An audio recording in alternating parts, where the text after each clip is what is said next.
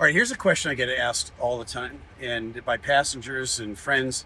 And the question is, have you ever been scared in an airplane? Did you ever have a scary episode? And I think the answer to that is yes. When I was flying Navy airplanes, especially, there was a couple of episodes, but one of them in particular really stands out. We were going on a workup for missions, and we were about to go on a 6-month deployment. And so workups are the 6 weeks before you go on deployment, where you go out and practice for real, if you will. And you put real bombs on the wings, and you practice like you're going to do it in war. Okay, so it's training, but we had real live ordnance on the wings, and we were taking off out of Brunswick, Maine. I was the plane commander, and I'm sitting in the left seat, and co-pilot sitting in the right seat. And we had taken off, and the weather was really pretty bad when we took off. We went out to our operating area off the coast, out over the ocean. We couldn't get in because the thunderstorms were so bad.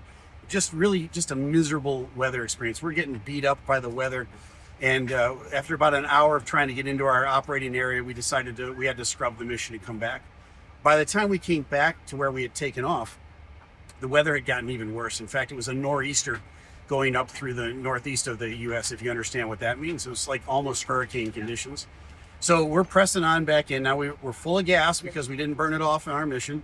We're loaded up with ordnance, explosives on the wings.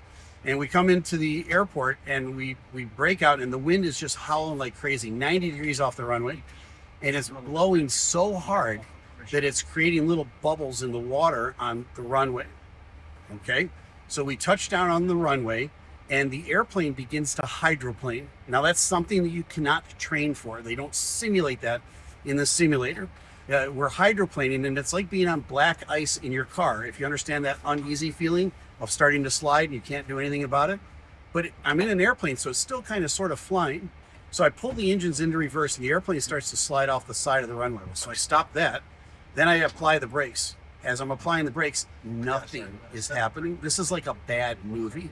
It's like going down that canyon, and the brake line has been cut, and you're pumping the brakes, and you can't stop. We get to the 2,000 foot remaining mark on the runway, and my co-pilot yells out, 2,000 feet to go. And at that moment, I realized I was still doing 115 knots across the ground. I'm thinking, I'm going off the end of this runway. I threw up a quick arrow prayer to God, and I hit the brakes one more time at about the 1,000 foot mark, and they took for the first time. Now the airplane is kind of sideways. It's a big old tricycle, if you will, still going 100 miles an hour.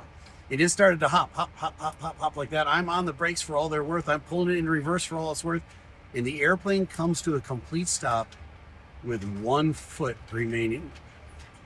And we're sitting there, and the wind is howling, and the rain is blowing, and the props are still turning. And everybody in the back of the airplane has no clue about what just happened. And there I am sitting there, and it's total silence. There was 4 of us up on the flight deck that night. Total silence.